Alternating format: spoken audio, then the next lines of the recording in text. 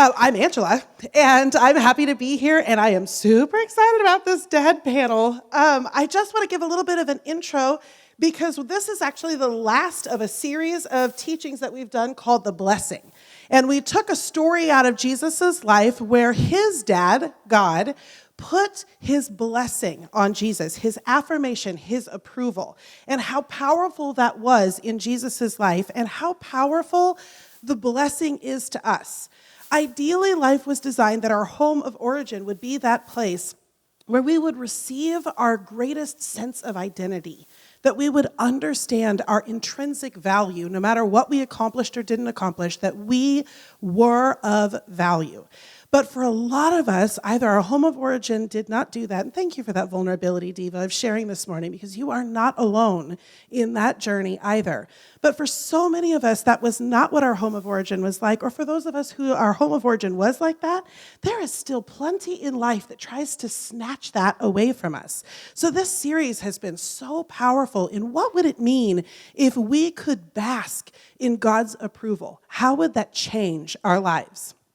And this morning for Father's Day, I love this idea of bringing this dad panel out because our dads have a voice in our life. But our dads are on their own journeys as well of how do they live in affirmation? How do they be in the total mix of this life with skin on? What does it look like? So I want to read one Bible verse that just speaks to Father's Day.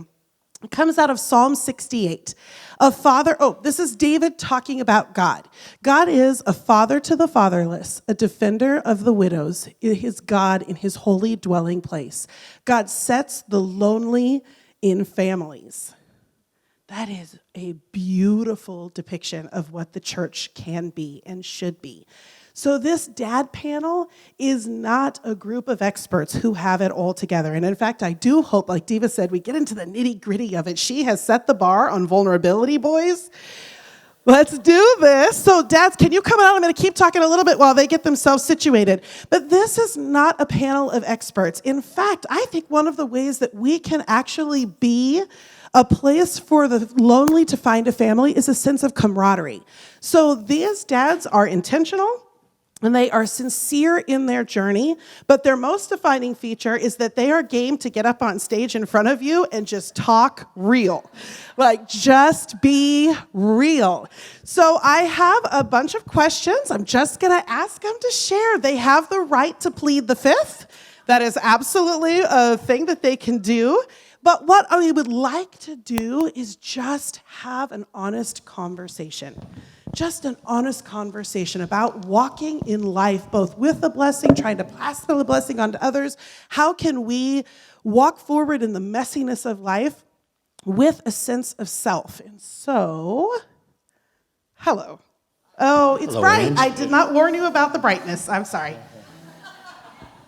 I'm used to it. This is going to be so much fun. Okay, I'm going to sit right over here. I don't have to share openly. I'm going to sit right over here, but could we start with the first question? Maybe you could start with your name and the context of your parenting. So can we start over here? And we'll just go straight. That'll save us time. We have a half an hour to go. All right. Hi, everybody. I'm Don. I have been a parent for 37 and a half years. So my daughter is away from home, living in Fresno. She is our only child of Cindy, my lovely wife, who in 2 months and 2 days will celebrate our 40th wedding anniversary. So a year ago and 2 weeks, and we do count days in our house, my daughter blessed us by adopting 2 little boys. So I'm a dad and an instant grandpa of 2 boys who are now 3 and 6.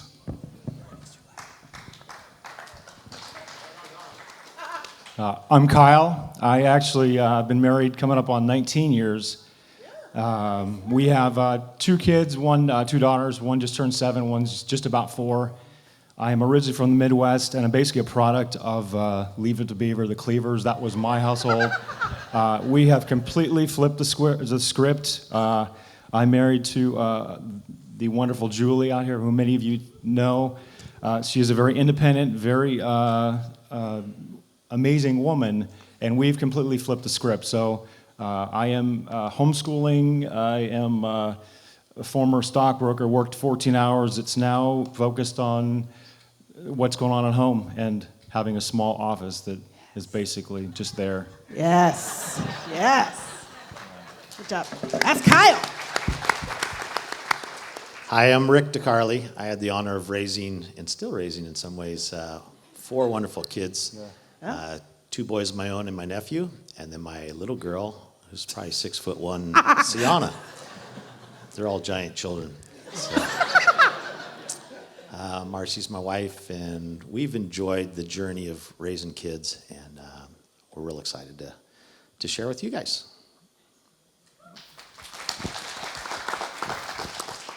My name is Adam, and I have a blended family with my wife, Rebecca. When we met 9 years ago, I had an instant family of a 2- and 5-year-old, and now we're up to 4 kids. We have 15, 12, 4, and 10 months. So it's been an interesting 9 years. That's Adam. Good work. Good work. I don't know how to say this nicely, but I don't envy you, my friend. I don't envy me either. My name is Justin, and I've been married for 15 years to Jessica. I'm a father with 2 daughters that are 13 months apart. So I have a 10 and 11-year-old, and so I'm just trying to figure that out. Yeah. Amen. Yeah, it's gonna get interesting, I'm told. It isn't already? Not quite yet.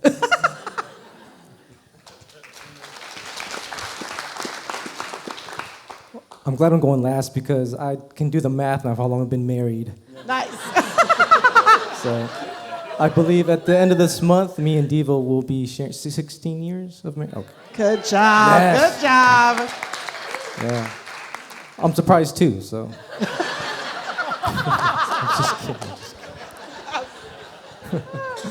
We have 3 children, a 10-year-old daughter, Dominic 7, and a hot mess called Miles, who is only 3. So there's plenty of joys of parenting, but also a lot of, a lot of questions sometimes, but I'm sure we'll get into that, right, Angela? Oh, yeah. Right. Oh, yeah. That's Gus. Okay, so I just kind of feel like I'm horning in on a really great dad conversation. So I'm going to try to do my best to stay out of it. But that means we're going to have to sort of manage this independently. If you could, a couple of you share about whether you did or did not receive the blessing that we have been talking about, your dad's affirmation, or actually your parents would be fine too. Did you receive the blessing from your home of origin? And is it, if you did, is it the same blessing that you are trying to pass on to your kids, or have you had to tweak that some? Could a couple of you share about that? I won't be shy. So I believe when I received blessing wasn't until I was an adult, actually, and my father was a man of few words when we grew up. As later in life, when he actually ran a daycare business, he started talking more, but it was all in jokes. But as he came close to the end of his life, there were a lot more conversations that were that way, that I felt the blessing came through then. And as I've thought about this over the last few days, because we did get these questions ahead of time, and at 4 this morning I woke up and I realized I had a conversation with my daughter when she was in junior high school, when she was having a very hard time, mainly with boys in school. And that conversation that gave her permission to be who she was changed her life, and I've been super proud of her then. And I might not have thought of it at the blessing at that time, but that's what it was. Cool. Thanks, Tom. Great. Oh. Okay, audience, I'm going to have to manage you too. You got to stop the clapping. Could you hold that? Do you mind? Like, amens, we'll do that, but we better. Good job, Don, though, that's clap-worthy. So mine's a little different. I mean, I grew up in an atmosphere that didn't have like a lot of, I guess, affirmation. Hey, you should go try this. You're really good at that kind of stuff. But I always felt loved and that they were proud of me, even though they weren't always able to express it. But as far as the blessing from my father, the biggest blessing that I received was a cycle that he broke in his own life. Generation after generation was physically and verbally extremely abusive. And it got to me, and he said, I'm doing it different. And so that was the biggest blessing, was to see that cycle. And I kind of see that as a blessing. Every time that a parent, a generation, does something to move the needle, and he moved it a lot because he never physically harmed me or was verbally abusive. So, I mean, to go from that massive amount of abuse to nothing was a big moving the needle in the right way. And I think that was a huge blessing that I got to live under that roof and get an example of how to manage your own anger in a way that is not abusive. Amazing. Amazing. I had the honor of two fathers. To clarify, one was a stepfather and the other was my maternal father. The neat part about that was one was a developer who just wanted to build the world, and the other one was a perfectionist. And the fun part about that was my developer father said, you can do anything that you can imagine, and you got to be willing to work hard. And my maternal father said, everything you choose to do to your very best ability. And those were both gifts, and I know after speaking with my kids about the gifts, they've received both of those, that you do whatever God's allowing you to do in life and do it with excellence. So, and you can do anything. So That's cool. Okay, Kyle, I'm going to call you out if it's okay. You can plead the fifth. It's totally fine. But you've already shared that you have made a serious flip the script from your home of origin. And so it seems like you've had to work kind of hard to figure out how to define success as a dad because you're choosing to make it look very different. So could you, and then maybe one or two others of you, share what your definition is of winning as a dad? What's your win? Yeah, I think the biggest thing I've realized is how a lot of things that I'm doing are typically done by women. And what really, not frustrates me, what I really focus on doing are just, so in our household we have roles and we have responsibilities. And the way we break it down is everyone plays a part. I'm not a fan of the mom role and the dad role. I just think there are things that are to be done. I am in homeschool groups on Facebook, and oftentimes the post is about a topic, and they'll say, "Hey, moms, check this out," and I was like, "And me," or "and dads," but that's typically the way things are done, and so the way that we see things, and we talk to our daughters about, is we're not raising little girls. I'm raising two independent, strong children that will eventually be able to do whatever they put their mind to. So I don't like the roles of dads do this and moms do that. In my household, my dad worked all day. My mom she worked from home, but my parents were always present, and cooking and different tasks were shared. So that's the biggest thing. I definitely have had to fight through some resentment because of how things have changed and where I'm at. But I tell you what, looking at our kids and how much we love them, it puts it all in perspective. So it kind of takes it off me and back on them. Yeah. Yeah. Is someone else willing to share what your win is? Like, what's your picture of, okay, that's the kind of dad I want to be, or that's my goal? One of the things that was kind of passed down to me by my parents was a fear of not having a fear of failure, and that I've found that to be a really great asset in my life, and that's something that when I'm interacting with all of our kids, from not really the 10-month-old, but from our even with our 4-year-old is not having a fatalistic mindset of that because you fail, you're a failure. That failing is okay, and failing at things is a part of life, and you move forward through it, and you grow stronger from it. That's something that especially is important with now as we have a teenage daughter going through high school and playing sports and things like that, and it's been really great to see how that has developed in her as she's gotten older. Cool. Okay. Guess you look like, yeah? Pardon? Are you game to take that one on? Yeah, no. Sometimes, as a father, I feel like there's more failing than there is winning. Okay. Only because there's so many things in which you try to control through yourself about how you discipline your kids, how you talk to your kids, how you may even reward your kids. And sometimes those things come out of maybe me feeling guilty on some degree if I want to make my children feel happy to give them something. But obviously it's not about that. It's how you can parent them to make them feel good about themselves, about how they can do things later on that makes them good people. So sometimes I kind of think about it as like in a football season. If your team goes 500, yeah, they're doing okay. So my model in parenting sometimes, man, God, just let me go 500 with my kids. Let my failures equal my wins so that they don't need therapy later on in life. Because it's sometimes so difficult to try and, work through your own issues about how you were parented and then try to, give those to your, how you parent your kids should be how you were parented, but kind of changing that. Because for myself, my mom raised us mostly. My dad was working a lot. But my mom was really strict, very obedient is what she wanted at all times. And sometimes I find myself wanting that from my kids to be obedient. But I'm finding that it's not often working. That there has to be, I'm learning about finding grace first before obedience.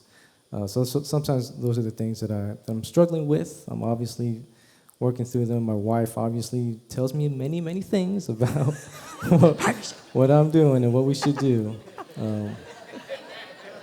It's team. It's a team. So sometimes it's, I know she's right there, Mark. I know she's right. I'm not trying to make eye contact. So sometimes it's like, I don't know, maybe what my wife thinks we have 4 kids sometimes, with me being the 4th. Dang it.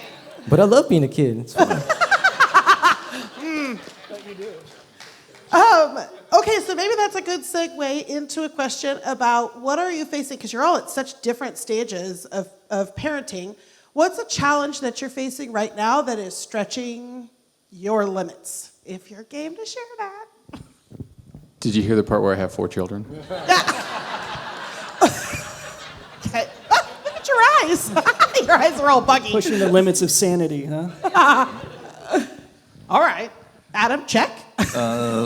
Yeah, stretching at this point in our journey with child is watching her raise children, and even though she's doing a lot of the things that the way we raised her, it's keeping your mouth shut at the times. There are certain times that you don't agree with, and as a grandparent, and you want to spoil them, but we're in a little different situation where they didn't come up from infants, and we have to be careful with the spoiling because there's other issues with adoption that go on, especially as they were older. So that's the issue sometimes, is biting my tongue. Okay. All right. For me, because I didn't come from an effusive background, and anybody who knows me well, it's hard for me to give praise, I guess, and things like that. So that is like the one thing that I'm constantly having to keep on my radar. And Gus brought up a good point. Actually, my wife is really great about, because she knows this is something I want to change in me, of when I come home and she's like, points over at the girls, because they got a haircut that day.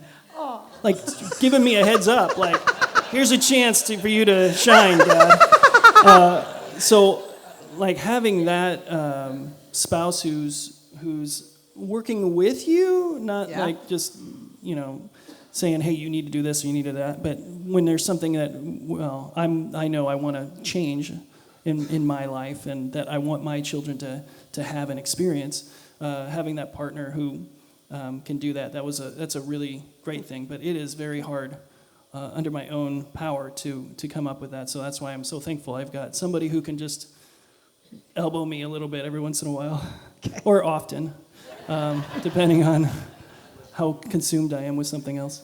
Yeah. Justin, you just affirmed what I said earlier when we were meeting each other and just talking about today that we are the dads we are because of the wives we married. Without our spouses, we couldn't be the dads we are. There's just two ways about it. All right, that. He's getting all sorts of points today. He's been at this a while. Does anybody else want? Go ahead, Kyle. So transitioning from, I guess, instructor to mentor. Our kids are all in college. Well, one's out of college now, and 2 are still in. But there was a big shift from always telling them what to do and when to do, and now letting them, kind of leading them to the own answers, helping them begin their adulting, and just affirming them and building them up. It's amazing to see them thrive when we encourage them rather than constantly instruct them. So that's been a new transition for Marcy and I. So. This has been a big one for me. We talk about the things that we need to do in our life, having balance. And for those of you that have had kids that have been, kids that are in school, and they go back to school, and you're like, oh, I can breathe again. Homeschool parents, that never happens. The only difference is when the kids are out for summer vacation, everything gets busier. So with me, multitasking and juggling between kids and personal and family, not losing your personal identity. A lot of moms can probably understand that. And what's been key for me is scheduling, because for instance, homeschooling, research says it's up to 90 minutes a day, a dedicated one-on-one time for elementary age, and we can all find that. But when it's not scheduled and you just feel like, oh gosh, there's all these things I need to do. Another thing for me is getting to the gym and getting a break, but balance and multitasking is huge. Okay, yeah, makes sense. So, given the challenges, and back to Gus's point about, I know baseball, I don't know football, and so I want to say batting, but the whole 500 thing. How do you console yourselves when you're staring at your wins and losses? Yes.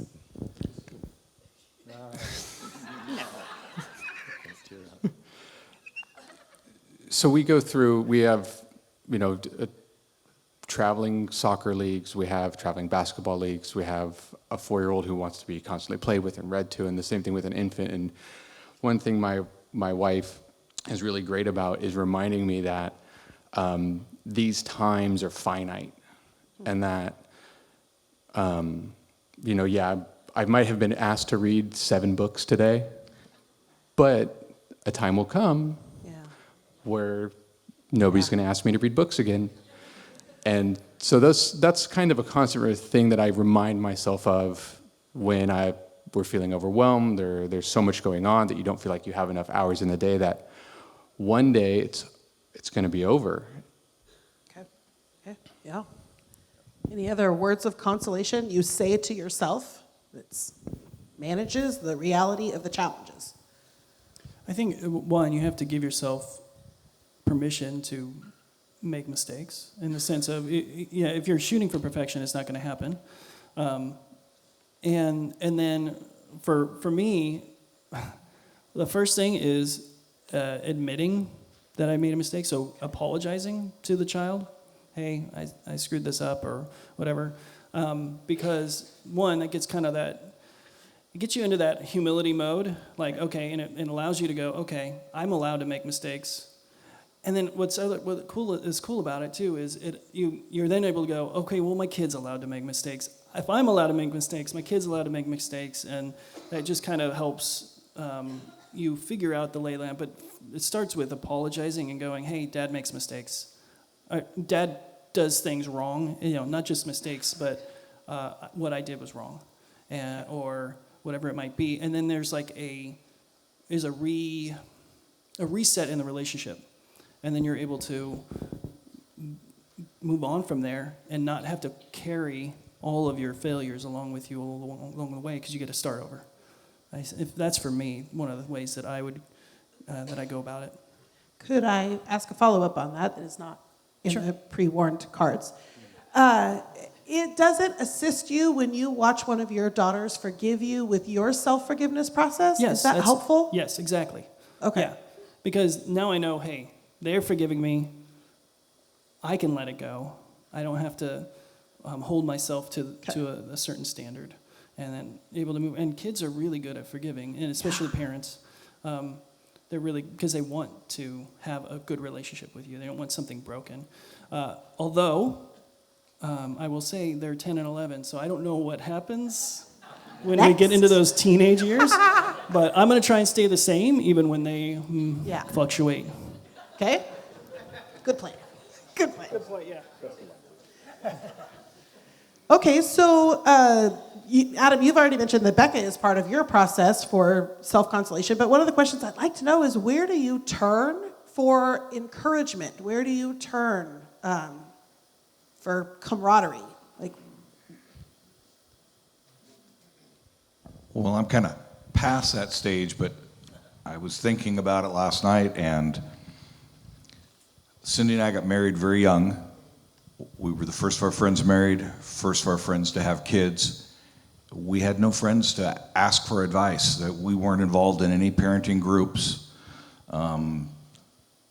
We were closer to my parents than Cindy's parents, so they didn't give us advice. My parents, we leaned 100% on each other.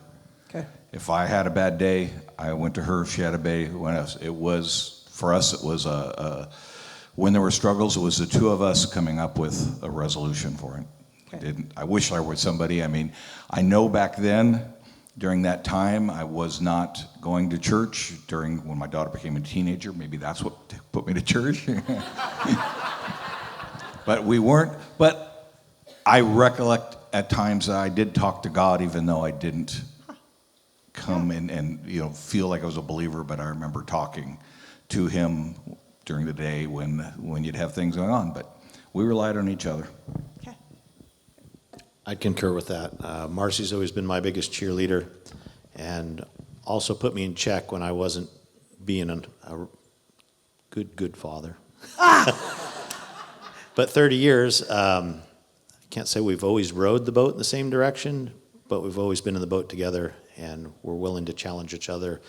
But when it came to parenting, we worked out our differences away from the kids. We settled on the way we were going to handle things and discipline and instruct and encourage. We did that outside the kids, so the kids didn't need to see us disagree or at least working it out. So. I've found the essential nature of using the tag team approach, and before you get to the point of breaking, if you feel like, oh gosh, I'm not sure, recognizing, having that spouse, and again with Julie, it's been a blessing because what we've learned is, okay, hey, I need some time. Can I just, even 5 minutes? Because there have been times where, again, you get frustrated, and it makes you feel 20 times worse seeing these little people that don't deserve our anger. I mean, it's misplaced, but just noticing when it's coming, and just get the tag team and get the other spouse or whatever it is, but take time and just relax and remember your purpose. Okay. Gus, you want to? Yeah, kind of take our own experiences, like for me and Diva, our childhoods, I mean, they weren't rough, but they weren't easy either. So taking those experiences that we had as kids, as we've grown up, and how we want to change the parenting that we've had or we've been parented by, and how we parent our own kids, just changing those experiences that we've had, those kind of set rules that used to be a part of how we were parented. I also look to our community groups or our life groups, because within our group, each of us have had our own stages of parenting right now, like Bill and Gail Butler. Their children are adults and out of college and still in their profession, and we kind of glean off them of how they interact, with their daughters. And then Alicia and Joe Webb, whose daughters are now in college, and they're in their independence. And then there's Jen, who has kids who are going into middle school and high school. So we just kind of glean off those things about how they interact with one another. And how kind of just talk about how they're raised, and kind of get some information from them. So we kind of look at other people as well about how they're parenting their kids. Awesome. All right, this last one, and if you're game, I'd like you each to answer it, but we'll have to keep it kind of short. It's a tweak off of a question that I asked you. It's not exactly the same, so I'm sorry about that, curveball. But this series is called The Blessing, and we want to be the kind of church that uses our words of affirmation in the lives of dads. So what is one thing that you could hear from the people in your world that blesses your dad heart? What is something that the people in your world can say to you that is like, thanks, I needed that? Are you game? I know I threw a curveball. For me, it's just somebody going, hey, I see you're trying. Okay. And that's, I see you're trying. Not that, hey, you're nailing it. You're doing a great job, whatever. But I can really see that you're trying. And then when you're feeling like I'm failing and knowing that you're trying is just that affirmation you need. Okay. For me, hearing other people experiencing the same hardships, I mean, even sitting on this panel right now and hearing Justin talk about feeling like he's failing, or Gus talking about needing grace, things like that, knowing that we're all experiencing the same struggles, we're all just doing our best in what we feel is the best we can do. Okay. Yeah. I think the biggest affirmation I get is when the kids come home, they want to be together, and that affirms that we created that tight bond that we believe in, that we take care of each other and we love each other. And when they get home and they all want to be together and do meals together and vacation, and they want to be together as a family, I love that. That just says we did something okay there. Yeah. Yeah. What I've realized is just the days where you see, whether it's the mom or the dad, all flustered, getting out of the car, the kids are screaming, and you can see. I mean, I've had moms that are just breaking down, and I think the best thing you can say is, you're doing a good job, or just an affirmation or something, because I think we just see things out of our own eyes, just focus on us, and when someone says, hey, how you doing? It totally wakes you up, and you're like, people do care. So I think if you see someone out there that's struggling, just, again, whatever affirmation you can give them, but just recognize them and see that struggle and just do the best you can, and it's really important. It's when somebody comes up to you and says, you must be so proud of your daughter. That's all I can say. See, that's where I feel like I'm a failure, because if some great answers here, I'm the last one, and I have nothing inspirational to say. Gus, we see you trying. We see you trying. Thank you. Thank you. All right. I told him, you better hurry. He's not, or he's going to end up with the last word. I would just and he was say, like, oh, just- dang it. On a Friday night, just give me a beer, and that'll be all the affirmation I need to know I did well. Will you tell them thank you for this? Good work, you guys. Thank you.